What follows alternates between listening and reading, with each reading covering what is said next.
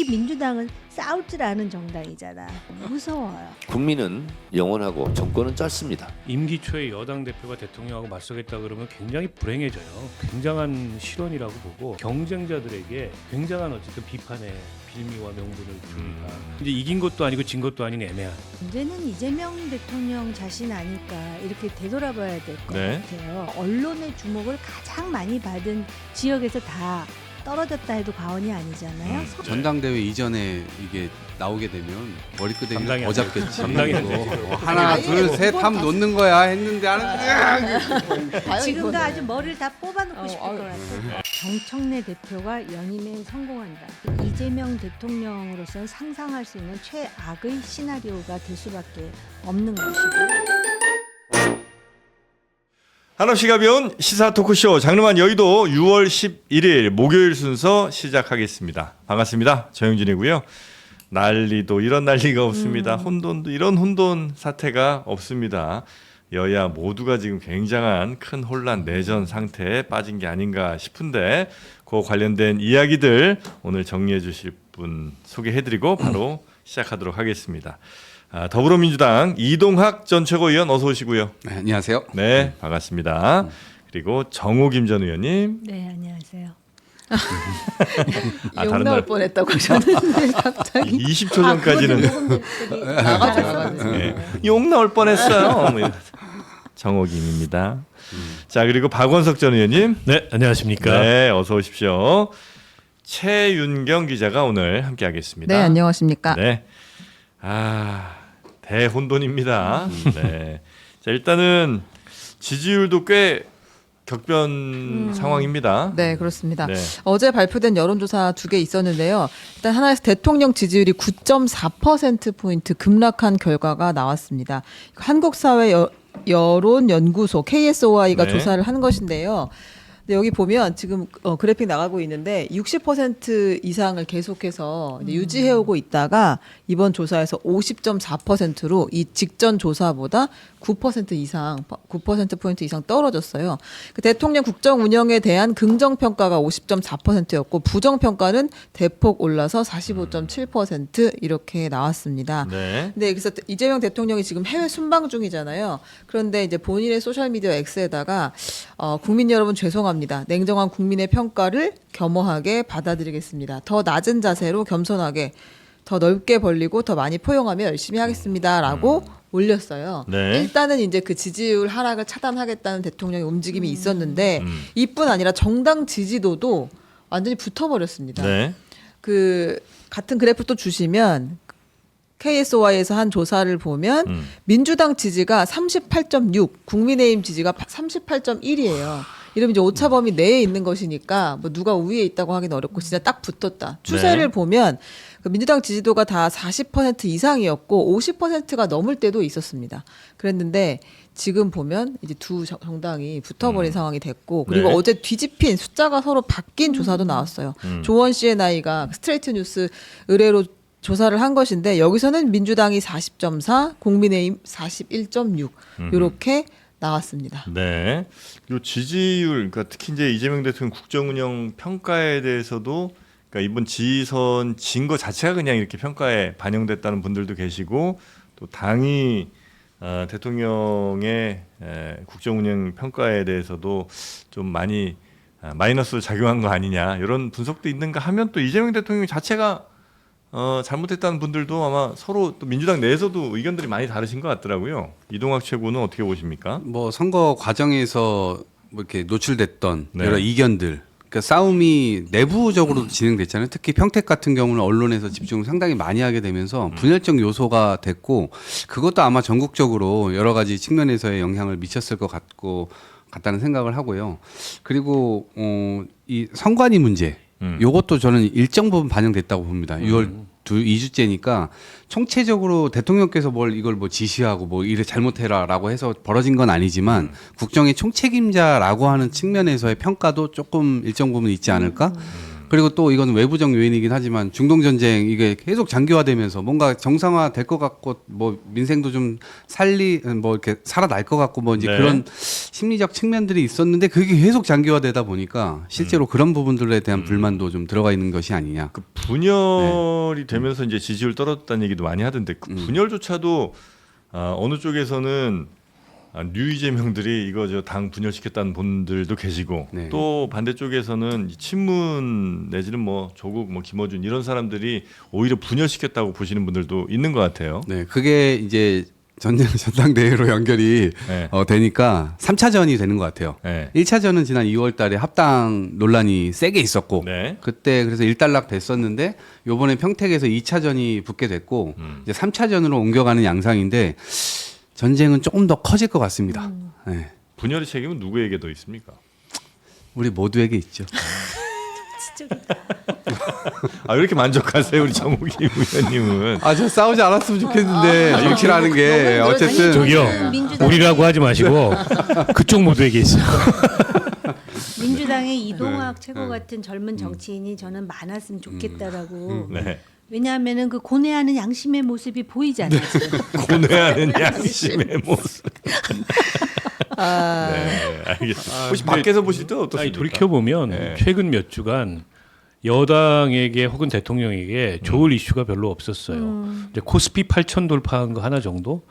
근데 이제 코스피는 지속적 상승세였기 때문에 네. 그게 가져오는 긍정적 효과가 그렇게 크지 않았던 반면에 조작기소특검법 논란이 굉장히 거셌고 이게 선거에서 큰 이슈가 됐고 어떤 반전의 계기 같은 게 됐잖아요. 네. 그리고 그만큼 크진 않지만 스타벅스 논란도 좀 과유불급 측면이 있었어요. 그런데다가 말씀하셨듯이 여권의 내부 분열 네. 문제가 있었고 그건 이제 공천 후유증하고 연결된 문제잖아요.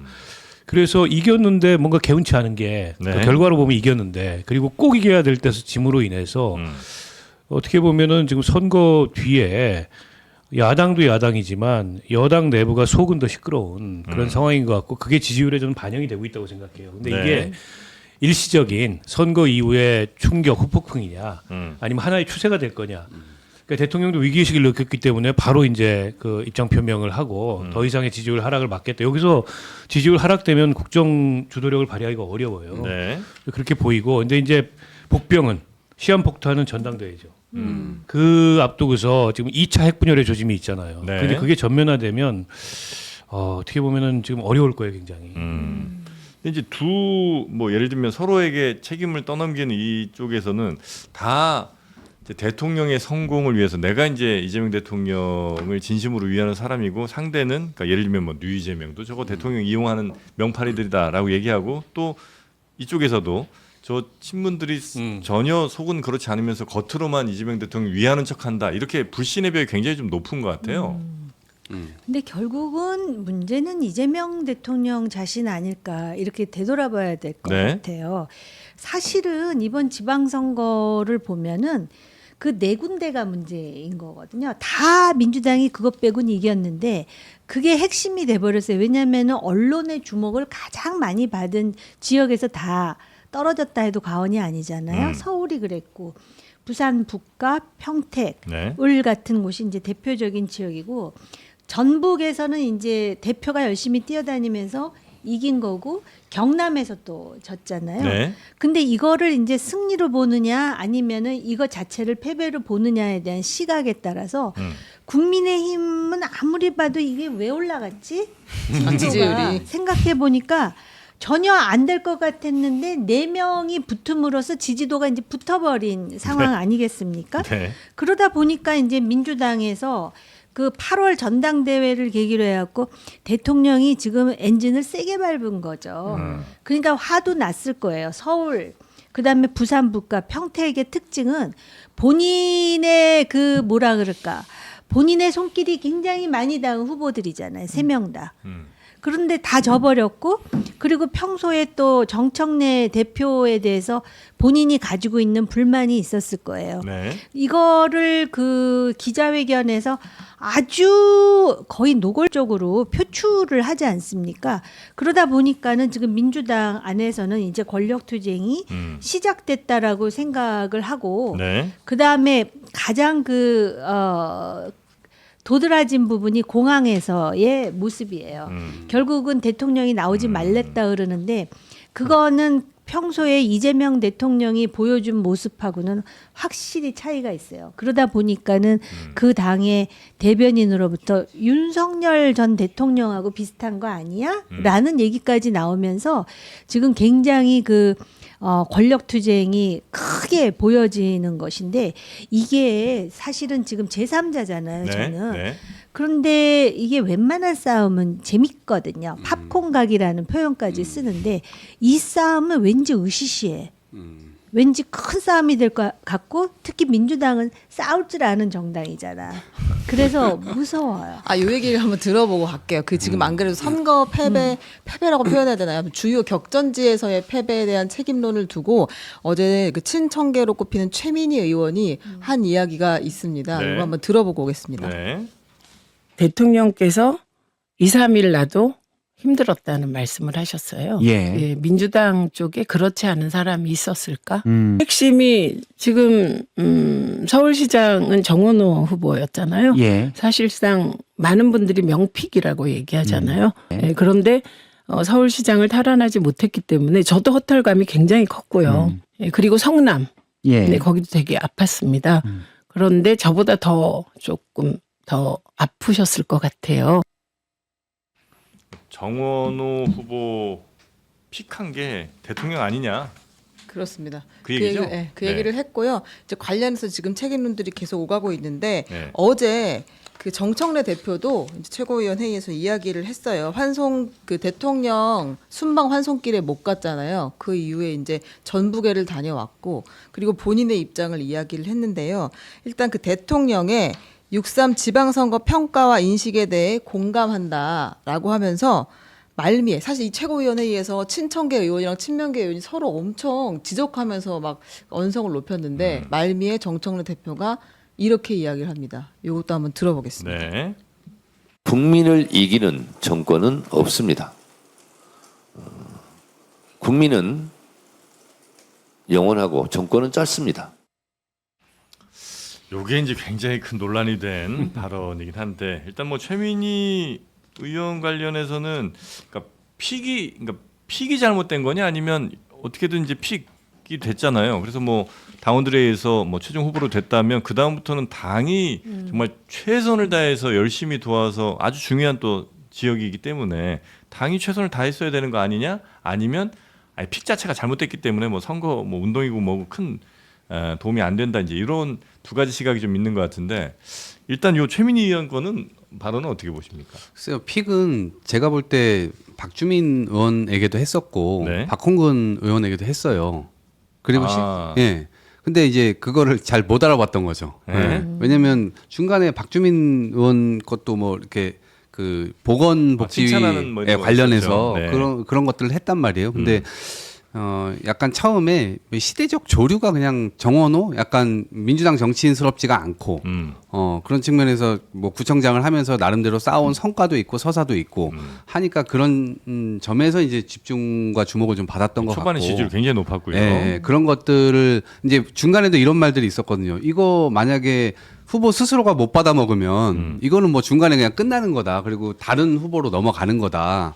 이제 그런 이야기들도 있었는데 어쨌거나 경선 과정까지는 정원호 후보가 좀 잘 해왔던 것 같아요. 그런 네. 측면에서 유지가 좀 있었던 것 같고 그래서 그거를 꼭 대통령의 픽이니까 대통령이 책임이다. 끝까지 다 책임져야 된다. 그런 것까지는 아니죠. 어쨌든 총체적으로는 네, 네. 당도 함께 책임지는 것이고 그리고 중간에서 싸울 때 그러니까 경쟁할 때 어쨌든 전략을 좀 되짚어봐야 되지 않을까요? 어제 백서 같은 거 이제 만든다고 하니까 그 안에 물론 중간에 정청래 대표의 어떤 전략뿐만 아니라 제3자, 제4자들이 말을 얹었던 것들도 있기 때문에 그 부분이 종합적으로 어떻게 판단될지 저는 이 백서는 항상 문제가 안 됐던 적이 없어가지고 원사이드하게 여기 잘못이다 이렇게 정리할 수가 없잖아요. 결국 여기 30, 여기 35, 여기 20 이런 식으로 이게 들어갈 텐데 네. 그랬을 때 그걸 가지고 지금과 같은 논쟁은 그대로 또 되지 않을까? 네. 아니 이게 선거라는 게 이기면 이긴 이유가 100가지 1000가지가 되고 지면 진 대로 100가지 1000가지 이유가 있어. 원래 그렇습니다. 네. 근데 이제 이긴 것도 아니고 진 것도 아닌 애매한 이런 상태다 보니까 일종의 책임 공방 이런 것들이 당 내부에서도 커지는 게 아닌가 싶은데요. 그럼에도 불구하고 당 대표는 최종적인 책임을 지는 사람이기 때문에 정청래 대표의 책임이 없거나 작다고 얘기할 수는 없죠. 제일 책임이 큰 사람 중에 한 명인 것만은 분명하고요. 저는 서울시장 선거를 지켜보면서 아까 이제 이동학 최고는 뭐 저 박홍근도 픽해주고 박주민도 픽해줬다. 근데 그건 예의상 해준 것 같고 정원어지. 사실은 정원어 픽을 한 거죠. 네. 그리고 그 강력한 조명빨 아래 경선을 돌파한 겁니다. 그거 없었으면 경선 돌파 쉽지 않았을 네네. 거라고 봐요. 근데 그건 경선까지였던 거고 본선에서는 스스로 입증했어야 됩니다. 유능함을. 그리고 스스로 정말 이 대통령이 얘기했던 일자라는 후보로서 대중의 평가를 이끌어냈어야 되는데 저는 정원호 후보 측의 선거 전략이라는 게 그냥 구도의 우위에 안주했다고 생각해요. 그렇다 보니까는 도전자임에도 불구하고 챔피언처럼 소극적으로 선거를 했고, 그 얘기 몇 번 하셨죠. 네, 조금씩 추격당해가지고 네. 그리고 좋은 계기도 있었어요. 그 특히 안전 문제가 불거졌을 때는 네. 아주 공세적으로 돌아설 수 있는 계기였는데 그것도 잘 살리지 못하면서 마지막에 무너졌다 이렇게 생각하는데요. 네. 그러니까 선거는 누구 탓할 거 없습니다. 무조건 그 선거를 대표해서 나섰던 후보의 책임이 가장 큰 겁니다. 때문에 전 서울시장 선거도 어느 시장 선거도 다 어느 그 단위 선거도 마찬가지라고 보고요. 저는 뭐 여당이 진 선거라고 생각 안 해요. 그러나 아까 말씀하셨듯이 네 군데 그 핵심 네. 지역에서 졌기 때문에 뭐 진 것 같은 느낌이 드는데 그에 대한 평가는 백서가 아니고 전당대회가 평가의 장이 될 거예요. 저는 그렇게 봅니다. 네. 대통령은 아마 백서 만들자는 말도 굉장히 불쾌할 것 같아요. 그냥 책임지고 내려가기를 원하는 것 같은데 백서를 만들자고 하는 것에 대해서 대통령이 어떤 심리적 불안감이 여기 반영됐다고 봐요. 그 이코노미스트의 기자 인터뷰를 보면은 본인도 한국 정치판에서 희생양이 될 것 같다라는 말이 나왔다라는 게 지금 1년, 2년 차에 들어가는데 네. 본인의 어떤 그 공소 취소와 관련한 이슈에 대해서 너무 예민한 건가? 이런 생각도 들고요. 네. 그게 지금 취임 2년 차에도 해소되지 못한 것에 대한 그 불만이 팽배해 있는 게 아닌가. 네. 그렇게 보여지는데요. 이 책임론이 불거지는 게 지금 사실상 전당대회 이제 앞두고 있기 때문에 더 심한 거잖아요. 그러니까 대통령이 강하게 그 지적을 하면서 정청래 대표를 조금 압박하는 모양이 있었는데 정청래 대표가 이 국민을 이기는 정권은 없다. 국민은 영원하고 정권은 짧다라고 이야기를 네. 하면서 사실상 나는 이번 전당대회도 출마할 네. 거야라고 이야기를 했다고 봐야 하잖아요. 정권은 짧다란 이 말이 뭐 어찌 들으면 원론적인 얘기일 수도 있지만 이제 이 정청래 대표가 그동안 어떤 순간에 이 얘기를 했는지를 또 보면 의미가 좀 다르게 들릴 수 있다는 그런 분석도 있더라고요. 그렇습니다. 네. 이 말을 언제 했냐? 그 헌법재판소가 지난 4월에 윤석열 전 대통령에 대한 파면을 확정했을 때 그때 이제 정청래 대표가 이 국민은 영원하고 정권은 짧습니다. 이런 이야기를 했고 그리고 네. 2016년 7월 황교안 국무총리가 그 성주의 사드 배치 그 반대 집회를 처음 찾았을 때도 이 얘기를 했다고 하고 그리고 새정치민주연합 최고위원이던 정청래 대표가 이 최고위원이던 2015년 11월 백남기 농민 사망 사건이 발생했을 때 불법 과잉 진압 대책위원회 위원장을 맡았을 때도 이 네. 표현을 썼다고 합니다. 저는 저 표현은 글쎄요. 저는 여당 대표가 할 얘기는 아닌 것 같아요. 야당 시절에 야당 주로 했던 대표로서 네, 권력을 갖고 있는 여당을 향해서 할 수 있는 얘기인데 현재 여당 대표가 물론 지금 이제 선거 이후에 여당으로서 좀 더 성찰하고 책임감 있게 국정을 운영하자는 그런 그 의미를 담았다고 본인이 얘기할 수 있겠으나 다르게 들리잖아요, 전부. 근데 정청래 대표가 본인이 얘기한 메시지가 다르게 해석될 여지를 모르는 사람이 좀 아니라고 봐요. 그래서 작심하고 한 거 아니냐 이런 해석을 할 수밖에 없을 것 같고 그렇다면 이제 대통령과 맞서는 당대표가 되겠다. 근데 임기 말도 아니고 임기 초에 여당 대표가 대통령하고 맞서겠다 그러면 굉장히 불행해져요. 본인도 그렇고 여당 전체도 그렇고 저는 저 말은 굉장한 실언이라고 보고 또 저게 경쟁자들에게 굉장한 어쨌든 비판의 빌미와 명분을 줍니다. 아니 본인이 출마할 수 있어요. 네. 그리고 출마는 본인의 자유인데 그리고 그 의지를 꼭 저렇게 드러내야 될까? 저거 한번 해보자. 뭐 한판 뜨자. 네. 경우에 따라서 이렇게 들리잖아요. 저게 맞아요. 여당 대표가 저렇게 이제 얘기하는 게. 그만큼 본인은 든든한 뭔가 있다고 판단하는 거 아닐까요? 예를 들면 뭐 당원들의 절대적 지지가 나에게 있다. 내지는 김어준? 당원 여론들을 움직일 수 있는 스피커들은 내가 컨트롤 내지는 이제 나의 편에 있다. 이렇게 판단하는 건 그렇다고 아닌가요? 대통령하고 맞설 필요는 없잖아요. 오히려 네. 그런 대립각을 줄여야죠. 본인 입장에서는 그렇게 든든한 백이 뒤에 있다면 아니 그러면 무서울 게 뭐가 있어요. 오히려 좀 더 몸을 낮추고 그리고 약간 성찰적인 모습을 보이면서 도전할 수도 있는데 저건 마치 반기를 드는 듯한 모습이잖아요. 네. 그 전략적으로도 저는 별로 좋지 않아요, 저거. 그러니까 저거를 뭐 모아가는 흐름으로 만들려고 하는 걸 수도 있겠다는 생각도 드는데 모아가는 어쨌든 흐름? 의미는 그러니까 당원들을 이제 모아가는 네네네네. 흐름 어쨌든 당심이 중요한 거니까 그런 측면에서 국민의 눈치를 좀 봐야 된다. 우리 모두에게 하는 말인 것 같고 그리고 민심이 천심이다라는 말도 했잖아요. 네. 그러니까 민심을 넘어서는 이 정권이 있을 수 없고 근데 일반론적으로는 그렇게 이해를 하는데 실제적으로 해석할 때는 또 그렇게 해석이 안 되니까 그리고 1인 1표제 얘기까지 했잖아요. 그때가 네, 네. 2002년부터 노사모였고 쭉 본인이 이제 그 당원의 바다에서 헤엄을 치면서 지금 당원들과 여기까지 왔고 이제는 1인 1표의 시대까지 열었다. 네. 실제로 이번 전당대회에서는 대의원들 표가 다 없어져요. 그러니까 전부 다 1인 1표란 말이에요. 네.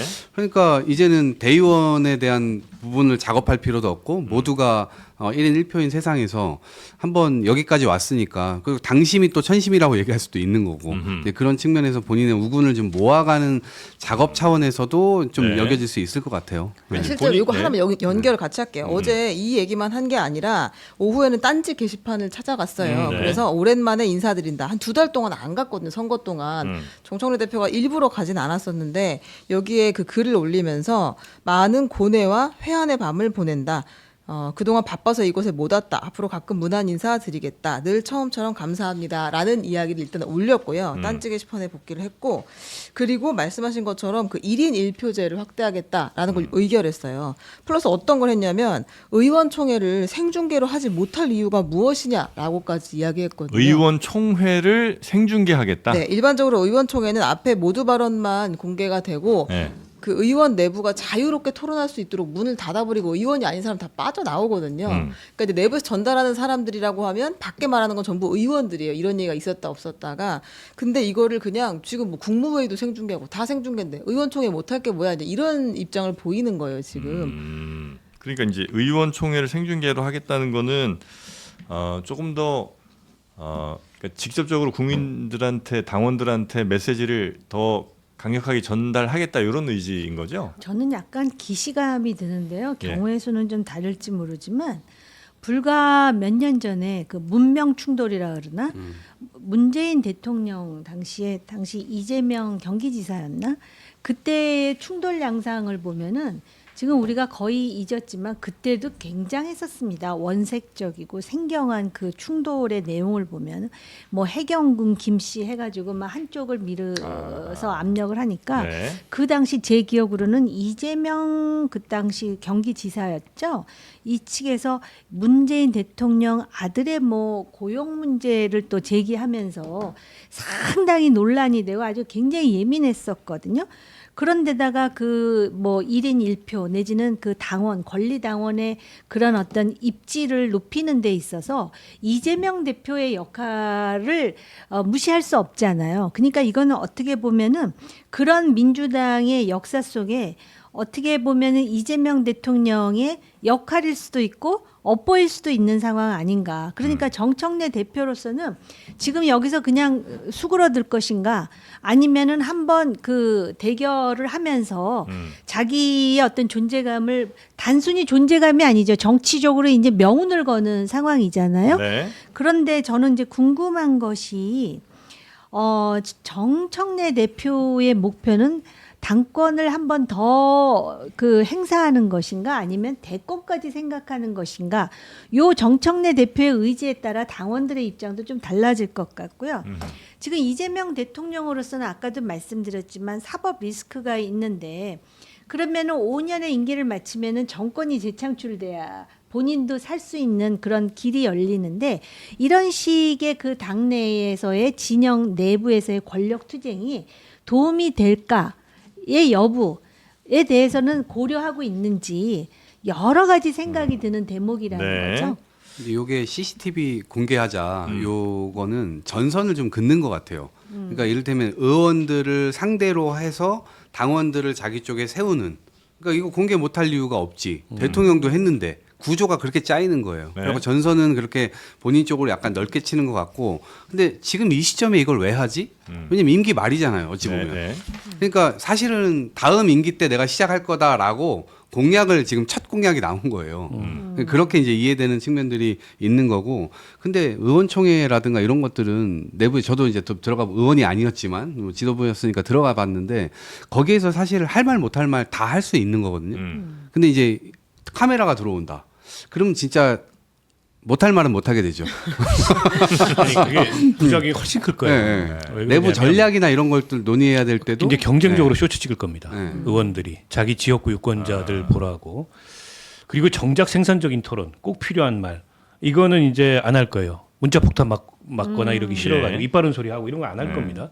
그러면 이게 결국에는 공개 안 하니만 못한 그 의원총회의 질이 어떻게 보면 더 떨어질 수가 있어요. 그게 좋은 공약이 아닌데 정청래 대표는 이제 권리당원들 그것도 적극적인 지지층들의 요구에 부응하는 거예요. 저런 식으로. 거긴 다 공개하길 요구하잖아요. 네. 그리고 이제 그야말로 당원 중심주의 이렇게 나가야 된다고 주장하니까 그 기호에 맞는 메시지를 던진 거라고 보고요. 근데 저게 뭐 큰 논란거리가 될 것 같지는 않은데 제가 보기에 정청래 대표는 이 와중에도 고민을 하고 있는 와중에도 저는 선거 캠페인을 하고 있다고 봐요. 그리고 전북 찾아가 가지고 조직 점검하고 또 오늘도 지금 원래 호남 간다는 거 아닙니까? 그래서 호남 가가지고 또 뭐 메시지 내고 등등 해서 이제 출마할 걸로 보여요. 고민은 끝까지 하겠지만. 네. 근데 그럴 수밖에 없는 게 이게 그냥 개인의 그 거취에 대한 결정 문제가 아니고 지난 몇 개월간 누적되면서 당내에서 서로 대립하는 세력 대 세력이 형성이 된 겁니다. 네. 이른바 이제 구주류 세력이 있고 그다음에 이재명 대통령을 더 강하게 지지하는 유이재명이라고 하는 신주류 세력이 세계관의 충돌도 일정하게 있어요.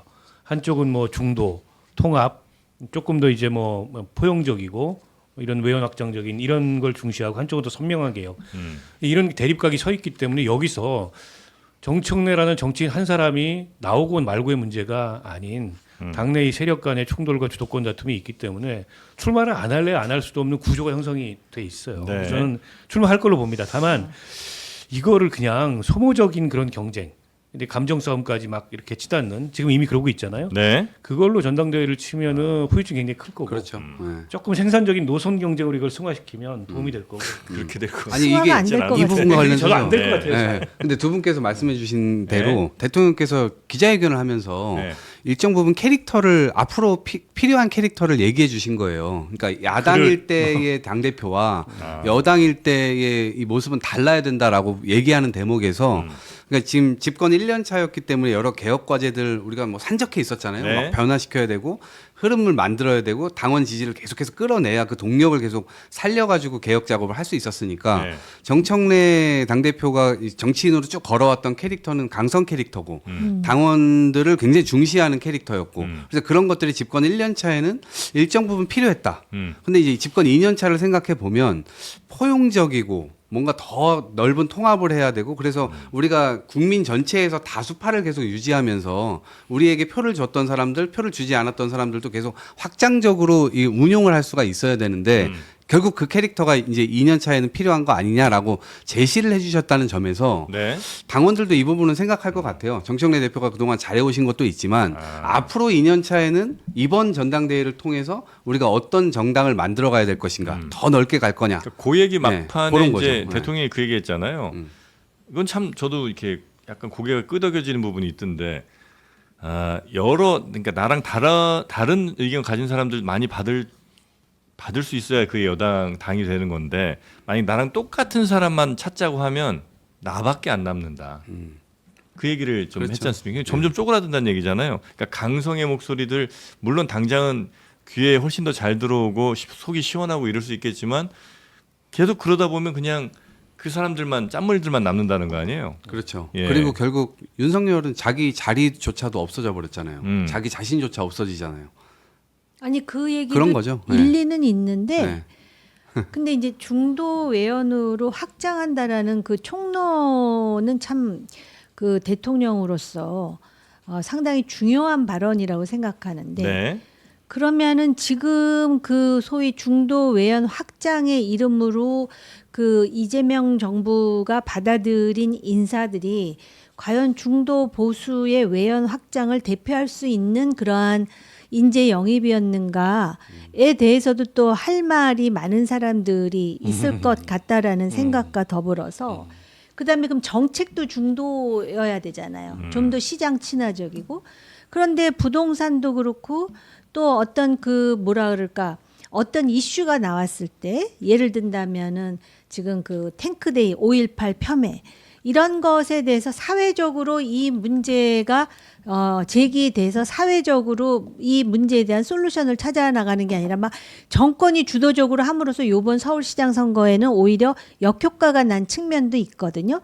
그 젊은 2030 세대가 또 지금 제기하는 문제가 투표 용지 부족에 대한 참정권 훼손하고도 연결이 돼요. 지금 네. 학생들이 지금 일어나잖아요. 네네네. 이 학생들은 그 극우 보수들의 부정선거론자하고 좀 우리가 구별을 할 필요가 예, 있다라고 예, 생각을 예. 하거든요. 거기에 대해서는 대통령도 뭐 얘기를 했죠.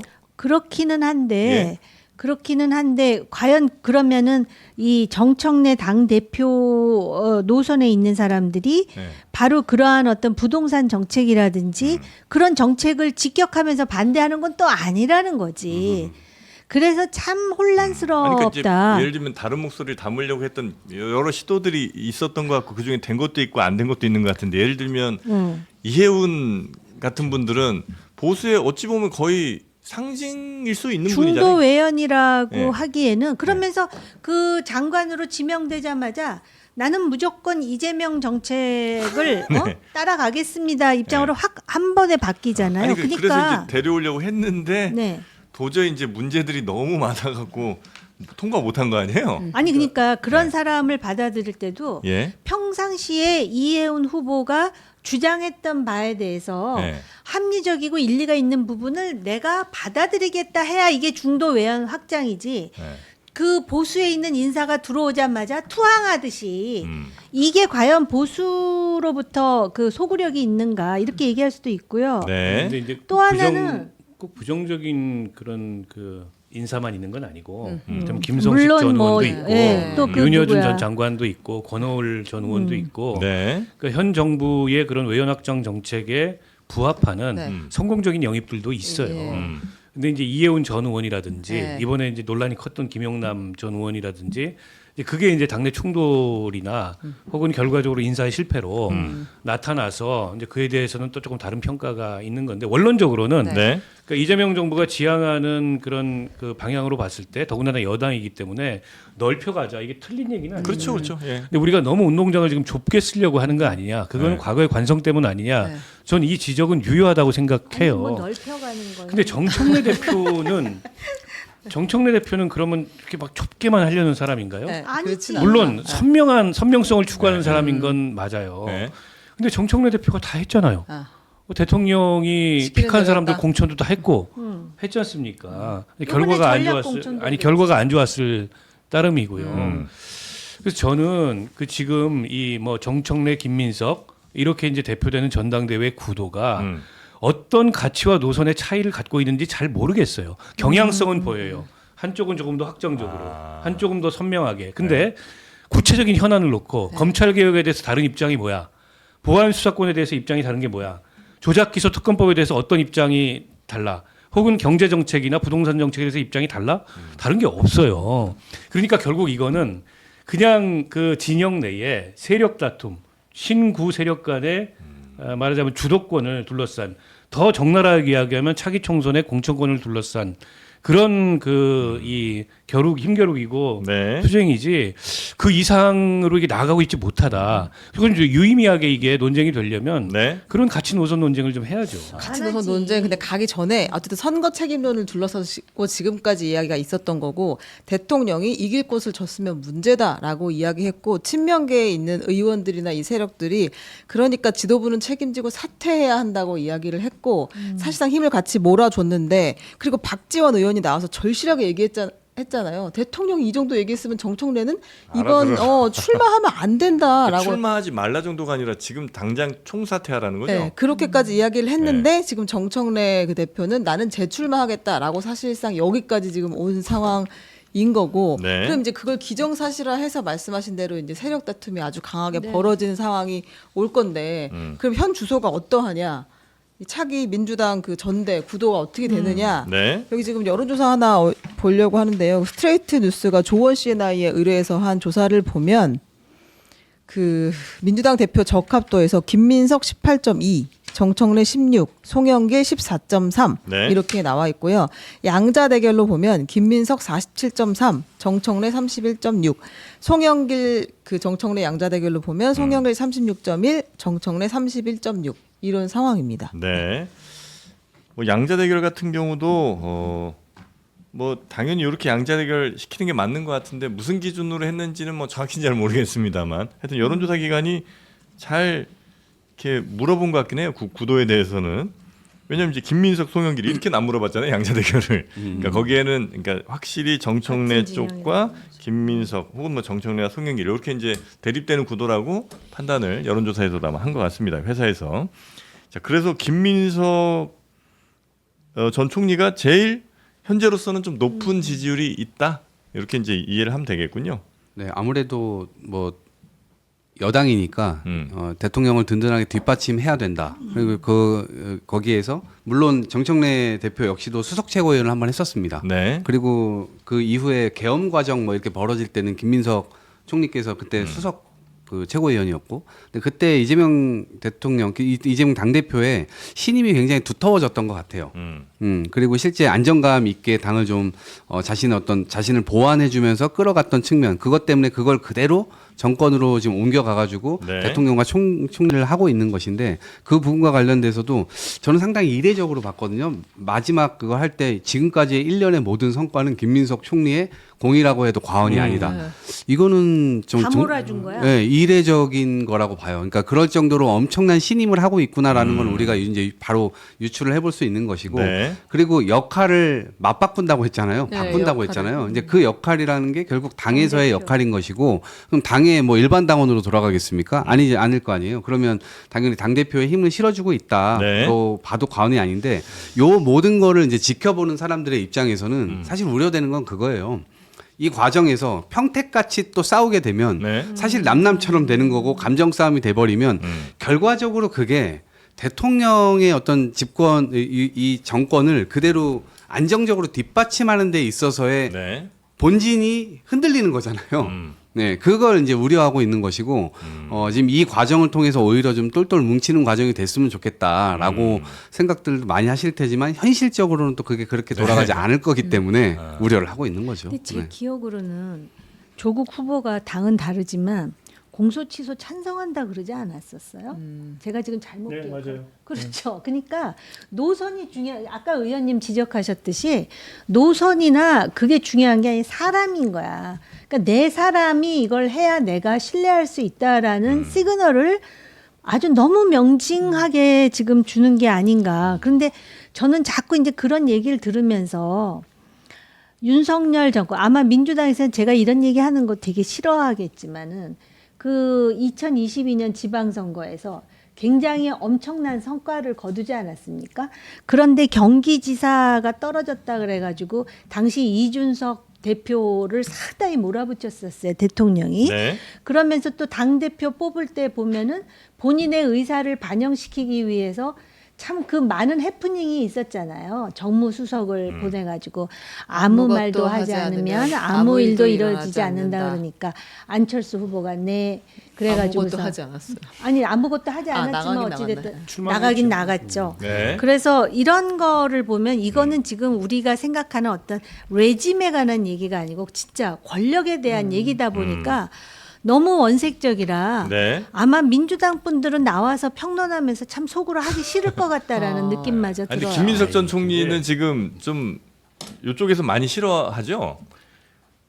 그건 모르겠는데 당원들 사이에는 네. 뭐 그런 어떤 감정의 골 같은 게 이미 조국혁신당과의 합당 논란부터 시작해서 이번에 평택 재보궐선거 단계적으로 축적이 돼가지고 뭔가 감정의 골이 굉장히 깊은데 근데 정치인들이 저는 거기 편승하면 안 된다고 생각해요. 그 중에 어떻게 보면 이게 긍정적인 에너지로 전환될 수 있는 것도 있고 그렇지 않은 것도 있는데 그걸 좀 구분해가지고 정치인들이 경쟁을 하더라도 선택을 해야 된다고 보고요. 네. 그러니까 저는 윤석열 정권 때 그 김기현 대표를 만들다시피 했던 그 전당대회하고 비교할 수는 없다고 생각해요. 그건 정말 거칠고 난폭하고 무식하게 개입을 했고 네. 대통령이 지금 한 것과 같은 의사표명은 선거평가의 연장선에서는 할 수 있는 정도라고 봅니다. 그러나 윤석열이 했던 것 같은 방식으로 개입하면 안 되죠. 그거는 윤석열이 잘못한 거는 현 정부가 해도 잘못하는 겁니다. 그렇잖아요. 국민의힘이 잘못하는 거는 민주당이 해도 잘못하는 거예요. 거기에 이중잣대를 저는 들이우면 안 된다고 생각하고 그렇게 하면 안 된다. 때문에 이번 선거를 지켜보면서 네. 앞으로 남은 4년의 국정 운영에 대해서 대통령으로서 당연히 우려되는 부분도 있고 네. 당이 이렇게 갔으면 하는 부분도 있고 그 정도의 의견 표명을 저는 했다고 봅니다.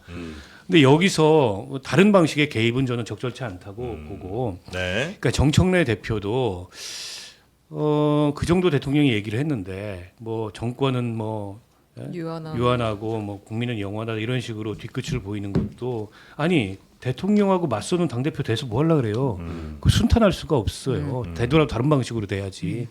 좀 다른 경쟁을 좀 하면 좋겠다 이런 말씀을 네. 드리고 그러나 이제 뭐 또 승부는 승부기 때문에 예. 냉정합니다. 그래서 저는 솔직히 말해 누가 될지 모르겠어요. 네. 지금 거의 막상막하다. 이게 한쪽은 당심, 어. 한쪽은 명심 이 이제 구도잖아요. 네. 근데 정청래 대표가 1인 1표제를 만들어 놨지 않습니까? 그리고 오랜 당원들과의 그런 유대 관계가 있어요. 때문에 그렇게 쉽게 무너지지 않는다. 가정법적으로 이런 상황에서 8월 17일 전당대회에서 정청래 대표가 연임에 성공한다.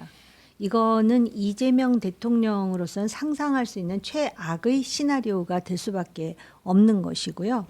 그다음에 이재명 대통령이 윤석열 전 대통령하고 다르다는 거를 보여주려면은 예를 든다면은 국회의장을 할 때 요렇게 하는 거예요 하면서 조정식 거기다 딱 한다든지 또는 그 서울시장 후보에 대한 그 공천을 할 때 정원호 참 잘해요. 심지어는 요번에 그 기자회견하면서 그 했던 그런 정도의 워딩은 사람들이 다 느낄 수 있어요. 거기다가 그 공항에 당 지도부는 나오지 말라. 이런 것도 하면 안 되는 거예요, 사실은. 근데 그걸 하지 않습니까? 그거는 어떻게 보면 대통령으로서 인간적으로 굉장히 심리적인 절박감을 느끼나? 이렇게 해석이 가능한데 정청래 대표가 이겼다. 그래서 다시 연임이 된다. 그러면은 당장 아마 대통령으로서는 본인이 국정 운영을 하기에도 상당히 버겁고 네. 또 개인적인 공소 취소 문제에 대한 부담도 훨씬 커지고 그렇기 때문에 그거를 지금 어떻게 해서든지 막으려고 하는 거 아니야? 라고 생각할 수밖에 없는 그런 지금 스텝을 밟고 있다라는 거죠. 그러니까 아마 김민석 전 총리는 대통령과의 그 혼연일체되는 여당의 대표 아마 이런 거가 선거 구호가 나올 것 같고 정청래 대표는 아마 뭐 당원의 뜻이 제일 되는 뭐 그런 힘 있는 여당 뭐 아마 이런 정도 구호가 나오지 않을까 하는 예상을 조심스럽게 해 봅니다. 송영길 후보도 있습니다. 송영길 후보는 네, 오늘 뭐라고 했냐면 네. 아까 말씀하셨던 이재명 대통령 이코노미스트 인터뷰 있었잖아요. 네. 민주화 이후 한국 대통령의 절반 이상이 탄핵이나 수감 또는 둘 다를 겪었다.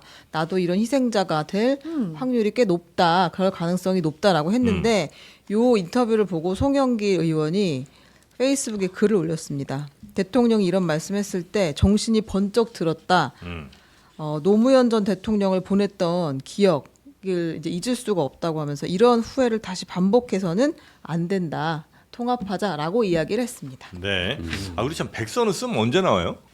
좀 걸리지 않아요, 그거? 한참 걸립니다. 그거. 백선은 아마 공개 8월 수록도 17일 이후에 해야 나올 되고, 것 같아. 네, 아마도 뭐 9월 설 아니 추석 지나야 되지 않을까요? 추석 지나면 이 백서가 전당대회 화근이에요. 끝난 다음에 화근. 나오는 거죠. 네. 누가 쓰실래나? 지금 위원들은 정해져 있는 것 같더라고요. 그래요? 네, 요번에. 위원장은 누구예요? 위원장 민주연구원장 지금 민주연구원장. 현직으로 계신 분. 네. 보통 이제 역사라는 게 늘 이렇게 취사 선택들이 많이 들어가잖아요. 그 역사를 귀족의 무덤이라 그러잖아요. 아유, 좋은 표현입니다. 그러니까는 기득권자들이 자기네 입맛대로 쓴다 이런 뜻이거든요, 그게. 아니 근데 사실은 그 전당대회 이후에 나오는 백서는 큰 의미는 없어요. 근데 쓰는 과정에서는 계속 문제가 생길 수 당연하죠. 이런 얘기는 만약에 당연하죠. 그게 정청래 대표가 백서를 통해 공과를 그 기록하겠다고 했기 네. 때문에 거기에는 말씀하셨던 이제 이재명 대통령의 공소치서 발언이나 이제 이런 것들도 같이 아마 근거로 담길 확률이 있습니다. 심지어는 제가 봤을 때 이런 것도 담길 수 있어요. 그 대통령이 투표하러 갔다가 투표용지 이렇게 열었던 맞아, 거 맞아. 있잖아요. 그것도 아마 이제 당연하지. 부정적으로. 자극하는 원인이 됐다. 이렇게 담길 가능성이 있습니다. 근데 지금. 전당대회 이전에 이게 나오게 되면 머리끄댕이를 감당이 더 안 잡겠지. 되지. 감당이 안 되지. 이거. 하나, 아예 둘, 셋 그건 하면 다 놓는 거야 했는데 하는데 그냥 지금 봐요, 지금도 이거는. 아주 머리를 다 뽑아놓고 싶을 것 같아요. 너무 머리- 노골적이다. 머리 지금. 지킵니다. 자, 그리고 국힘 잠깐 가볼까요? 예, 국민의힘이 이제 재미가 별로 없어졌어요. 국민의힘이 어제 원내대표를 재미가 뽑았거든요. 떨어졌어, 근데 이제 결선까지 가서 원내대표를 뽑았는데요. 이제 예. 친장동혁으로 분류된 정점식 의원이 선출이 됐습니다. 네, 크게 축하드리고요. 이제 이변은 없었고, 네, 축하드립니다. 근데 다만 결선까지 갔다는 점과 네. 정점식 그 55표, 김도읍 48표. 네. 요게 굉장히 붙어 있잖아요. 네. 그러니까 생각보다 이 비당권파도 요 정도 그럼. 그룹은 됐구나 지금 그런 규모는 됐구나라는 걸 확인할 수 있는 그런 그 원내대표 선거였던 것 같습니다. 네. 자, 그 한동훈 복당에 대해서가 아마 지금 국민의힘이 갖고 있는 제일 큰 고민 중에 하나 아닌가 싶은데. 예, 근데 이제 그 친한계인 정성국 의원이 복당을 서두를 필요가 없다, 필요로 할 때 올 것이다라고 이야기했고, 그보다 앞서서 봐야 될 것은 이 정점식 원내대표가 네. 장동혁 대표와 거리를 어떻게 유지할 것인가인데 선거 과정에서는 자꾸 나 장동혁이랑 묶지 마라는 게 이제 정점식 후보자의 이야기였어요. 아, 그래요? 그 서서히 원조 친윤들이 장동혁 대표와의 거리두기를 하려는 거 아니냐. 아니 그 당에서 누가 더 주류일까요? 정점식 원내대표와 장동혁 대표를 비교해봤을 때 굳이 따지면 정점식 원내대표가 훨씬 더 주류에 가까워요. 영남당이잖아요. 이분은. 네네. 그 장동혁 대표는 충청이기도 하고 어떻게 보면은 당 주류의 양자 비슷하게 간택이 돼가지고 지난번에 당 대표가 된 겁니다. 근데 주류가 거리를 두기 시작한 그러니까 정점식 개인의 입장이 아니고 집단적 의지라고 봐요. 그러니까 장동혁 체제에 대한 미련은 별로 없는데 급격한 변화는 좀 위험하다. 이게 이제 이번 원내대표 선거의 전 메시지라고 보고요. 그러니까 점진적 변화는 하겠죠. 그거는 이제 한동훈 복당 문제를 포함해서 다만 시기의 문제일 거고 지금 의원들이 지방선거 이후에 가장 이제 이 레이더 더듬이가 이 곤두서는 거는 다음 총선에 내가 공천을 받을 수 있냐. 다음 총선에 우리가 이길 수 있을까? 이기려면 누구를 얼굴로 해야 될까? 뭐 이런 것들이에요. 그러니까 이게 결정은 안 됐지만 마음이 복잡한 거죠. 당장 이제 김도읍 의원으로 가기에는 네. 좀 부담스러운 요소들이 있는 거예요. 한동훈 전 대표가 다시 들어와 가지고 당을 확 휘젓고 자기를 공천 못 받고 이런 거에 대한 두려움도 있잖아요. 그래서 단계적으로 가겠다는 얘기로 보이고 아니 정점식 의원 입장에서도 장동혁 대표랑 계속 페어링 돼서 가서 뭐해요? 본인한테 도움될 게 하나도 없는데 자연스럽게 거리두기를 할 텐데 네. 다만 물러나게 하는 시점 방식이 어떤 거냐. 오늘 우재준 최고위원이 총사퇴를 제안을 했어요. 예. 지도부. 근데 뭐 들은 척도 안 하겠죠. 장동혁 대표 입장에서는. 나만 사퇴하는 그러면 이제 결과가. 의원들이 여기에 어떤 태도를 보이느냐. 어떻게 압박해 가느냐. 근데 의원들 전체가 돌아서면 못 견뎌요. 아무리 당원 당규상 뭐 근거를 내서 버티더라도 당이 운영이 안 되는데. 제가 볼 때는 아마 정점식 원내대표 중심으로 당이 돌아갈 것 같다라는 느낌이 들고요. 장동혁 대표에 대해서 이제 이제 패싱이에요? 투명 인간 취급할 가능성이 상당히 높고요. 관성적으로 보면 총선에 영향을 줄 수 있는 원내대표나 당대표는 내년 8월에 새로 임명되는 당대표 또 내년 6월에 새로 취임하는 원내대표인데 요번에 김도읍이 2등 했잖아요. 그럼 관성으로 볼 땐 내년에 원내대표 될 가능성이 있지 않겠습니까? 아마 지금 이런 거에 대한 계산은 그 안에 있는 국회의원들이 훨씬 빨리 돌아갈 것 같고요. 네. 그렇게 따지면은 지금 한동훈 의원 측에서는 이걸 서둘러야 될 일이 없어요. 스스로가 바뀌는 것을 기다려도 충분한 시간이 있다라고 생각하지 않을까 싶은 마음이에요. 그러니까 네. 저도 보수 삼국지가 지금 펼쳐지고 있다 이렇게 보는데 보수 삼국지? 네. 왜냐면 장동혁 네. 세력을 중심으로 하는 윤어게인파들 네. 그리고 한동훈 세력, 오세훈 세력 이렇게 있는 거예요.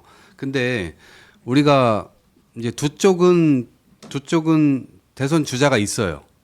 본인들 스스로가 대선 주자들이라고 인식을 합니다. 오세훈 세력은 근데 장동혁 쪽은 대선 주자가 없어요. 아니 왜요? 장동혁 대표 스스로 대선 출마를 본인은 그렇게 준비하는데. 생각해요. 아니 그 스스로 그런데 이게 뭐 제3자 말도 시각에서 듣지 볼 때 말고 제가 볼 때 세력이 제일 낮고 약해요. 네. 이제 그런 상황에서 오세훈 시장도 이렇게 얘기를 했잖아요. 뭐 있으나 없으나 이제 상관없다.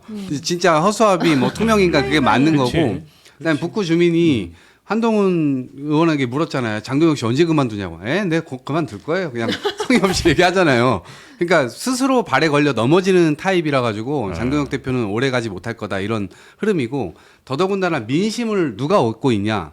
윤어게인파의 민심은 장동혁 대표가 얻고 있습니다만 일반적 국민들의 기대는 그래도 보수가 좀 빨리 좋은 길로 나와야 되지 않냐라고 하는 측면에서는 한동훈, 오세훈 양측이 여론을 그래도 좀 얻고 있을 가능성이 있고 더 앞으로 커질 거거든요. 네. 그러면 정점식 원내대표 역시도 이 흐름을 무시하지 못할 거예요. 그래서 장동혁 대표 쪽과 뭘 하려고 하면 자기도 자기 발에 당연하지. 걸려 넘어지는 상황이 생기기 때문에 결국 이 양대 이 축을 무시할 수가 없어서 결국에는 그 방향대로 갈 거다. 저는 네. 그렇게 봅니다. 정점식 원내대표는 전형적인 친주류 네네네. 인사예요. 그러니까 주류면은 그냥 주류에 같이 조인해서 가는 스타일이지. 네. 아니 장동혁 과거의 정점식 원내대표가 황교안 대표 체제 때는 황교안, 그 다음에 윤석열 대통령 때는 또 윤석열 대통령. 늘 주류. 그러니까 주류가 이제 바뀔 텐데 네. 장동혁이 내년 8월까지 대표를 한다 그래서 장동혁이 주류라고 생각하는 사람이 누가 있겠습니까? 장동혁이 있죠. 그렇죠. 그러니까 장동혁 장동혁 대표가 외에는 전국 단위 재선거를 네. 지금 외치고 있는데 네. 제가 볼 때 전국 단위 재선거가 필요한 곳은 국민의힘이다. 아니 그럴 뿐만 아니라 장동혁의 이 재선거와 관련해서 장동혁이 뽑은 대변인이 이건 개인 의견이라고 얘기하는 예. 정도의 수준이라면 그러니까 오늘 뭐 장동혁 대표가 그 본인의 거취에 대한 당내의 그런 요구에 대해서 당장 이 송파 이제 부정선거 가잖아요. 그에 대해서 당이 어떻게 해야 될지나 결정해라 뭐 이런 식의 답을 했어요. 그러니까 그거는 저걸로 이 국면을 또 돌파해 보겠다. 네네. 이 의중을 드러내는 거고 그러니까 본인이 마스크 쓰고 뭐 피켓 들고 네, 가가지고 지금 보세요. 패션이 거의 힙 터지는 패션입니다. 지금. 저런 이벤트를 잡지. 이벤트를 네. 벌이는 거잖아요. 저게 자기를 지지하는 강성 지지층, 네. 부정선거 음모론에 경도된 세력들 보라고 하는 겁니다. 퍼포먼스를. 그래서 내가 이렇게 여러분을 지키듯이 여러분도 나를 지켜달라라는 지금 약간 이제 쇼잉을 네. 하고 있는 거기 때문에. 근데 저거 계속 두면 되겠어요, 국민의힘이? 당이 그 다음 총선에 경쟁력을 가질 수 있겠습니까? 근데 마스크에 모자는 왜 쓴 거예요? 멋지려고. 어울리잖아. 네. 코디를 한 거지. 까만 블랙, 올 여기 블랙으로. 있는 시민들과 비슷하게 혹시 녹아들기 사람들이 위해서. 알아볼까봐 둘 중에 하나 없으면 연예인병, 알아볼까봐. 연예인병. 아니 그래서 아무튼 부정선거, 재선거, 그러니까 부정선거를 들었다는 게 지금 가장 큰 포인트인 것 같아요. 네. 국민의힘에서 그 부정선거론이랑 거리를 두기 위해서 애를 많이 썼는데 당 대표가 혼자 가서 저걸 들고 있어서 안에서 정말 뜨악했다. 이제 이런 이야기들이 있고 그래서 장동혁 대표가 말씀하신 것처럼 내 거취를 묻는 자 고개를 들어 올림픽공원을 보라. 지금 이제 이런 행보를 계속해서 하고 있는 거예요. 올림픽공원에 황교안 대표가 계시죠. 항상. 그래서 장동혁의 그 마이웨이가 당분간은 그래도 계속될 것 같다. 그러니까는 아까 우리가 이재명 대통령에 대해서 얘기했잖아요. 공소 취소와 관련한 예. 심리적 장동혁 대표도 심리적으로 굉장히 스트레스를 받고 있는 게 아닌가. 장동혁 대표가? 예. 왜요? 왜냐하면은 지금 계속 나가라 그러잖아요. 네. 이 동아줄이 바로 이 지금 투표 용지 부족인데 네. 그러면서 아마 본인이 그때 한 말이 있어요. 그 계엄 선포에 대해서 하나님의 뜻이라 그랬던가? 어떤 그런 이상한 어떤 네. 계획이 종교 있다고 그랬죠. 네, 하나님의 계획이라고. 계획? 네. 그러니까 지금 항상 내가 위기에 처할 때마다 계획이 동아줄처럼 하나씩 내려온다고 생각할지도 몰라요. 왜냐면 사람은 자기 경험에 근거해서. 근데 진짜 운은 좋아요. 아하. 장동혁 대표가. 근데 이 사람은 네. 끝까지 끝날 때까지 끝난 게 아니에요. 그러니까 제가 볼 때 장동혁이 정치인으로서 살아남으려면 지금 이걸 하면 안 된다라고 생각해요. 여기까지 온 것만 해도 진짜 운이 대단하다. 천 원이 많이 따라주네요. 아니 좀 당 대표 될 위기에 몰리면 그 때까지는 사건이 터져. 그랬지. 네. 네. 네. 근데 그렇게 생각하다가 저는 이 정치적인 말로가 늘 좋을까? 왜냐하면 지금 계속 기록을 쌓고 있잖아요. 네. 계속 이렇게 치부책에 뭘 쌓아두듯이 쌓고 있는데 글쎄요, 이게 모르겠습니다. 너무 이렇게 그 전형적인 정치의 그것만 생각해서 이 장동혁의 이런 어떤 그 예외적인 상황에 대해서 제가 이해를 못하는 건지는 모르지만 장동혁 대표잖아요. 야당의 대표로서 네. 계속 가서는 안 될 길을 지금 가고 있는 거라고 이게 생각합니다. 대한민국 정치가 확실히 이게 적대적 공생의 측면이 있는 게 정청래 대표가 궁지에 몰리니까 또 장동혁 대표가 이렇게 시선을 끌어서 구해주려고 두 사람은 확실히 근데 공감대는 있는 것 같아요. 아, 그때 그 그러니까 민주당의 선거운동할 때 해결사가 보니까 장동혁이야.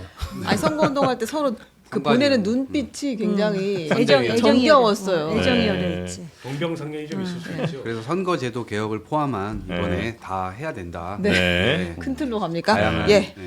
자, 근데 그 선거는 진짜 선관위 문제는 진짜 문제예요, 여기는. 심각하죠. 네, 저는 이게 지금 제일 화가 나는 아니, 새로운 문제들이 포인트입니다. 많이 나오더만요. 아니 또. 이거 솔직한 말로 진짜 이제 이래도 되나 싶을 정도예요. 이렇게 되면 우린 누굴 믿고 이제 선거를 할 것인가. 근데 이 법원이 서울 잠실 동의 제2 투표소 있잖아요. 투표용지 보관 상자를 증거 보존하겠다고 했는데 그래서 어제 현장 검증을 가보니까 상자가 없어져 있었다는 겁니다.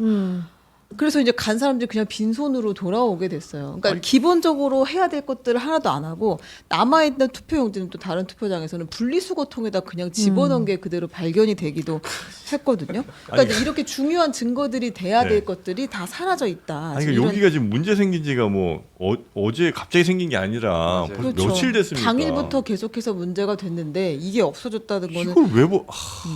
그러니까 이게 증거 인멸이지. 저는 대한민국에 이런 그 공적 조직이 있나 싶은데 지금 254개 선거관리위원회가 있어요. 이게 다 이제 별도의 그런 위원회 체계로 구성이 돼 있는데 이번에 이제 투표용지 부족 사태도 지금 송파구에서 50%를 인쇄한 거 아닙니까? 정치 유권자의 강화도 저기 저 인천 앞바다 네. 강화도는 100%를 인쇄했어요.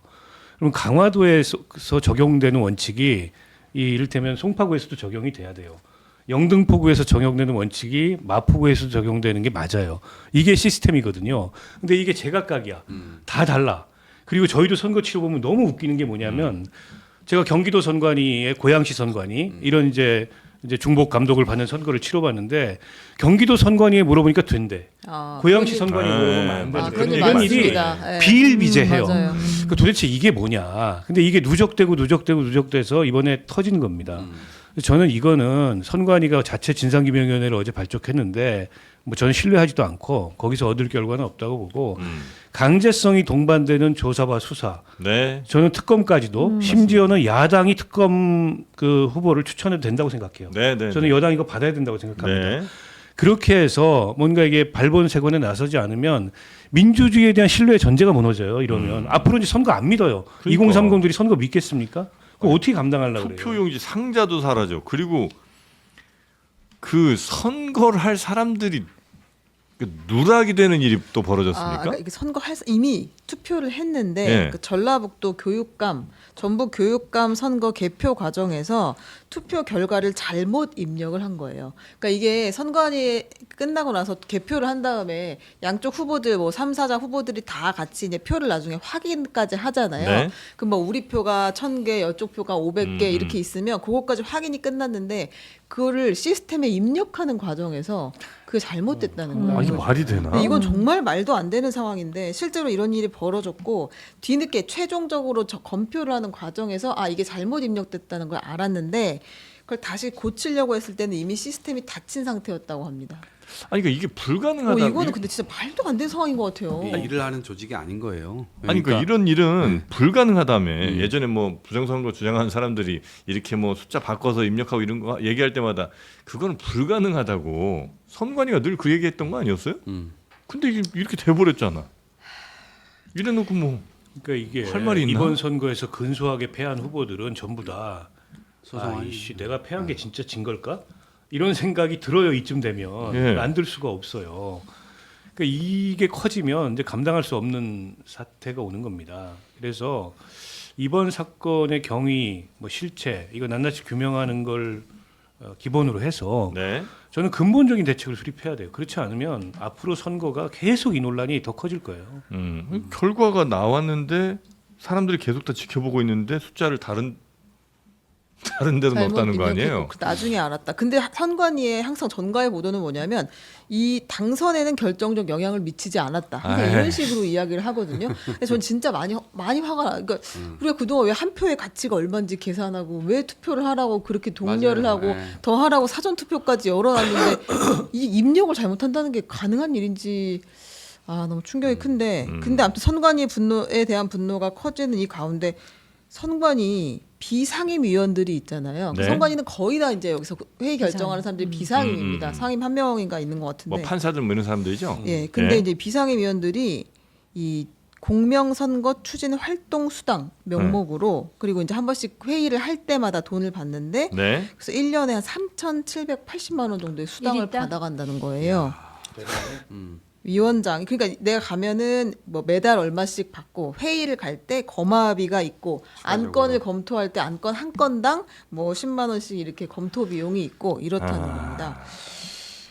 진짜 아무런 견제가 없었던 조직인 것 같고 뭐 투표하러 오라고 하는 것은 사실상 민주주의 잔치하는 날 아니에요? 근데 잔치하는 날에 반찬에 돌 섞어 놓은 거예요 이거. 그냥 다 가서 먹고 돌 씹고 나오고 이거 정말 너무 이제 기분의 문제가 아니고 어쨌든 민주주의 체제 유지에 대한 신뢰 문제잖아요. 그러니까 이거는 제가 근본적인 개혁이라고 하는 거는 제가 볼 때 그냥 이렇게 변화 수준은 안 될 것 같고 저는 진짜 해체했으면 좋겠어요. 네. 해체해서 해체를. 재구조화를 해야 그리고 저는 처벌도 해야 되나 봐요. 확실하게 처벌해야 돼요. 음. 그래서 지금까지 뭐 감사원에서 감사해가지고 뭐 1,000 몇백 명이 뭐 엄마 찬스, 아빠 찬스로 세습으로 들어온 네, 친구들 네, 네. 끄고 그때 뭐 유야무야 돼버리고, 그러니까. 네, 이런 부분들이 다 연결되고 네. 그들이 또 휴가 갈 때 휴가 가버리고 안 가야 될 때 가버리고 그러니까 선거철만 되면 네. 휴가 가고.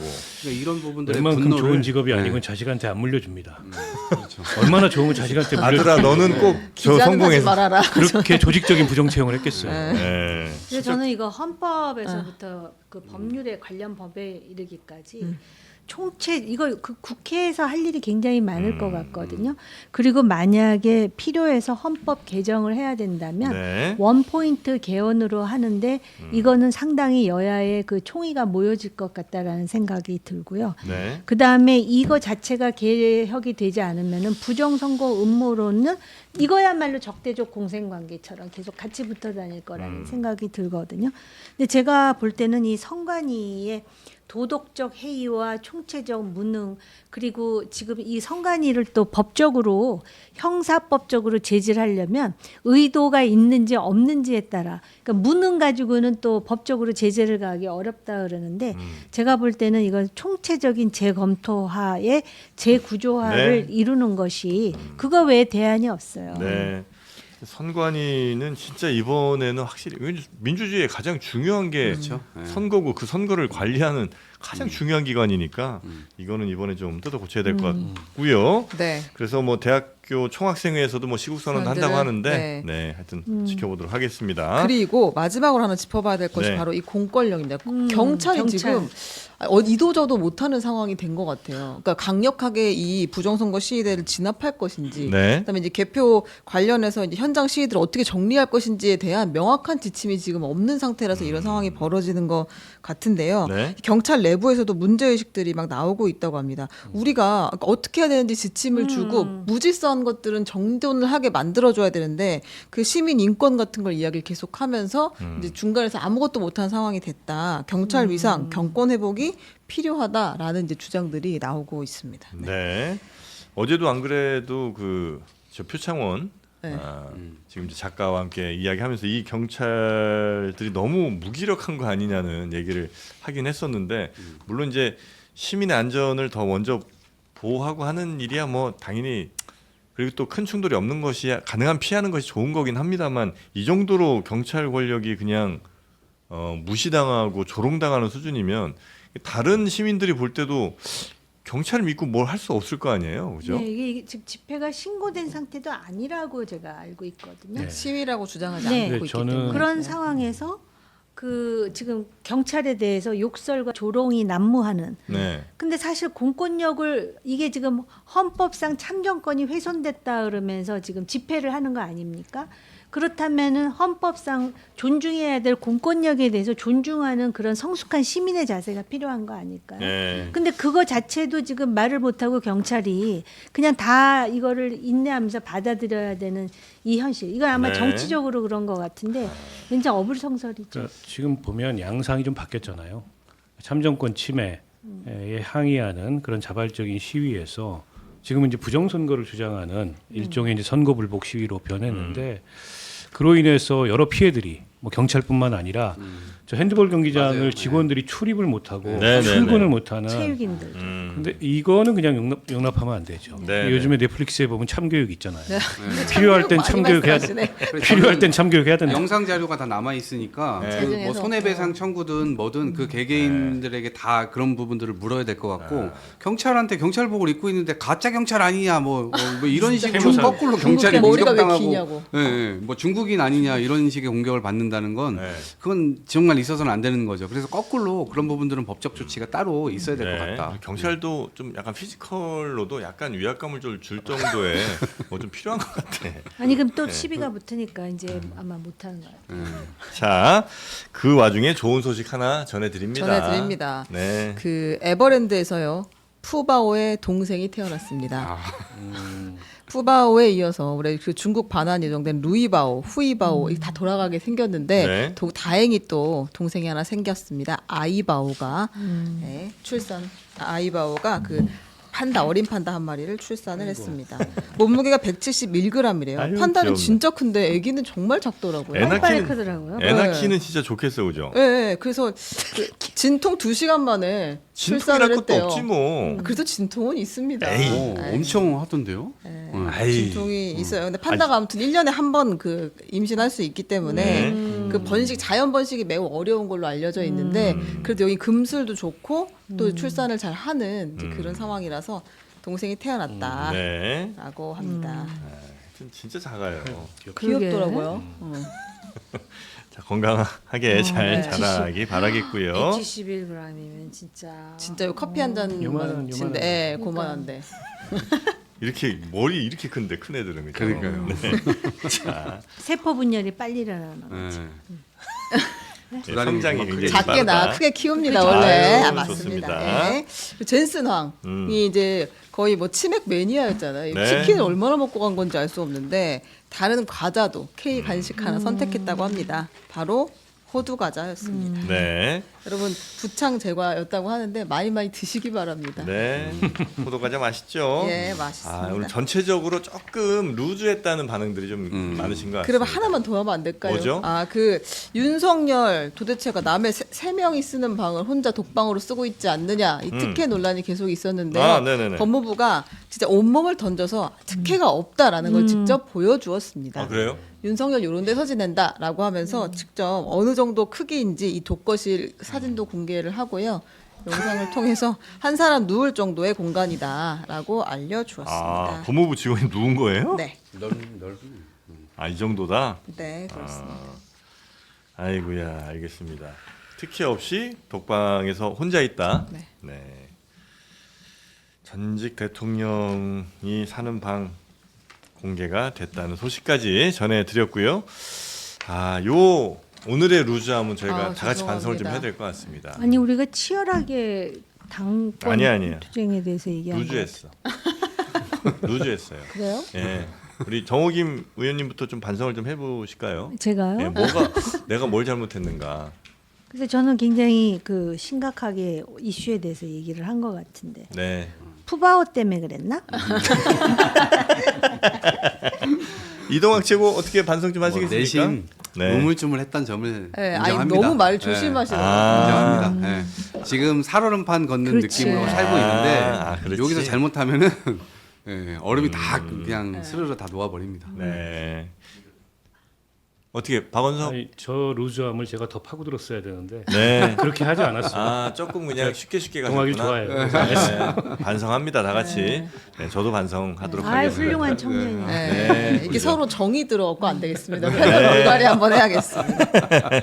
자, 이 루즈함을 싹 날려버릴 보랄 에어팬 선풍기가 그래서 도착했습니다. 네, 여기서 지금 돌아가고 있죠. 네, 시원한 바람. 여기가 왜 시원했나 모르셨을 텐데 에어컨 킨 게 아니라 저 보랄 선풍기가 야, 소리도 하나도 안 나네. 소리가 안 나니까 켠지를 몰라요. 네. 그만큼 조용합니다. 잘 때 켜도 전혀 수면에 방해되지가 않고요. 시계 초침 소리보다 조용합니다. 아시겠죠? 저거는 엔진이 좋은 거네. 그러면 소리가 안 난다는 엔진이 거는. BLDC 모터. BLDC 모터 아시죠? BLDC. 강력하게 돌아갑니다. 음. 그리고 날개는 7개짜리. 그 바람이 훨씬 부드럽죠.